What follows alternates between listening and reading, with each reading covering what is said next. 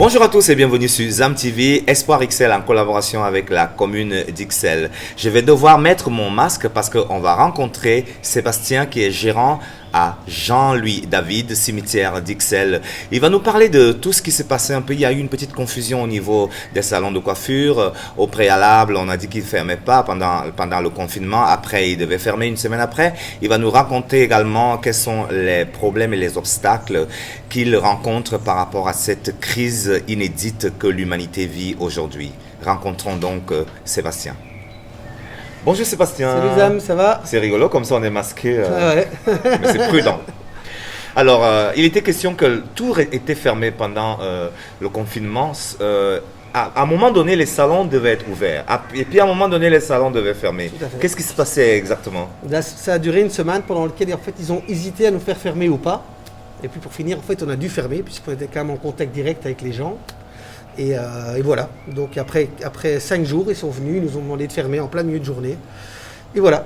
Mais qu'est-ce qui change là maintenant? Vous êtes toujours très en contact avec les gens.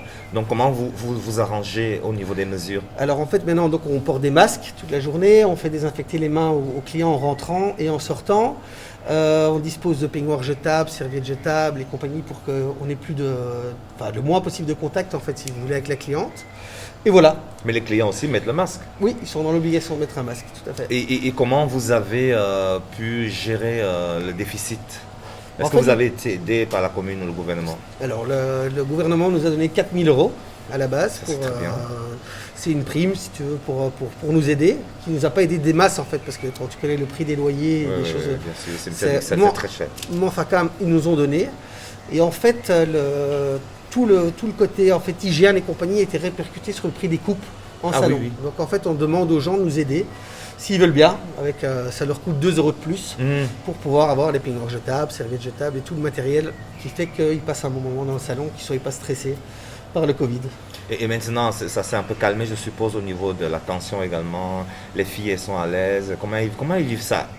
Alors, honnêtement, je vais vous expliquer. Au début du déconfinement, en fait, tout le monde était sur les starting blocks et avait vraiment envie de bosser. Oui. Donc c'était un chouette moment. Et en fait, maintenant, il y a une grosse fatigue qui est ressentie, que ce soit au niveau du personnel et au niveau des clients. Donc on ressent de nouveau un stress. Les gens ont envie de la distanciation, ils veulent qu'on respecte les règles au maximum. Et les filles, à partir de 16h, 16h30, elles sont fatiguées à cause des masques, tu vois, du fait de respirer plus de CO2 que d'habitude. Et donc voilà, elles sont fatiguées en général. Ça c'est important à savoir. C'est-à-dire garder le masque toute la journée pour des personnes qui travaillent, par exemple, dans un salon de coiffure, c'est pas du tout évident. C'est très très dur. C'est très très très dur. C'est le fait de respirer tout le temps comme ça avec le masque, tu as les cheveux, tu as la chaleur du salon et tout ça, c'est hyper fatigant.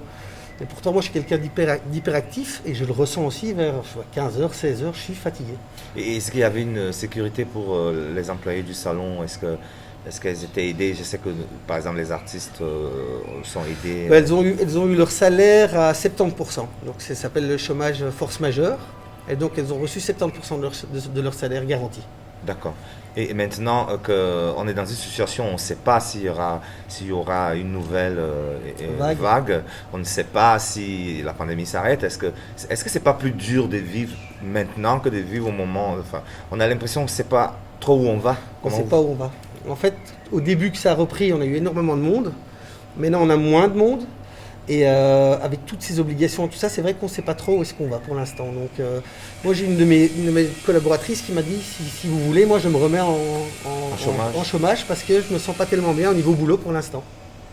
Alors que c'est des filles qui sont vraiment combattantes et qui travaillent, ils ont l'habitude de travailler très dur chez nous. Et là, on a des demandes, on sent qu'il y a un stress. D'accord. Est-ce que vous souhaitez encore être appuyé par le gouvernement ou les autorités de la commune ou quoi? Ou alors s'ils ne veulent pas qu'il y ait des faillites à l'appel, je crois que ce n'est pas vraiment un geste qu'on a besoin au niveau d'argent. Ce serait plutôt d'avoir des choses qui soient oubliées au niveau de la TVA, par exemple, au niveau des lois sociales, qui fassent plutôt un geste à ce niveau-là, que nous, on puisse travailler sans trop se poser de questions. Parce que là, on va avoir... Tout ce qui a été enlevé au mois de mars va être répercuté au mois de novembre et on ne sait pas comment est-ce qu'on va faire. Les impôts, par exemple? Que ce soit les impôts, que ce soit les congés payés, que ce soit la TVA, que ce soit les lois sociales du personnel. On ne sait pas. Tout va tomber en double au mois de novembre. Et nous, je crois qu'on va avoir en coiffure à peu près entre 20 et 30% de faillite.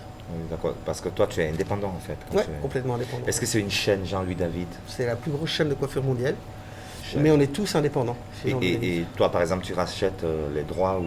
Je paye une franchise tous les mois pour pouvoir utiliser le nom. Pendant le Covid, qu'est-ce qu'il en était par rapport à la franchise? La franchise, en fait, ils nous donnent les jours exacts de fermeture. Donc, ils n'ont pas fait 3 mois de gratuité, mais les jours exacts de fermeture, ils ne nous les ont pas comptés.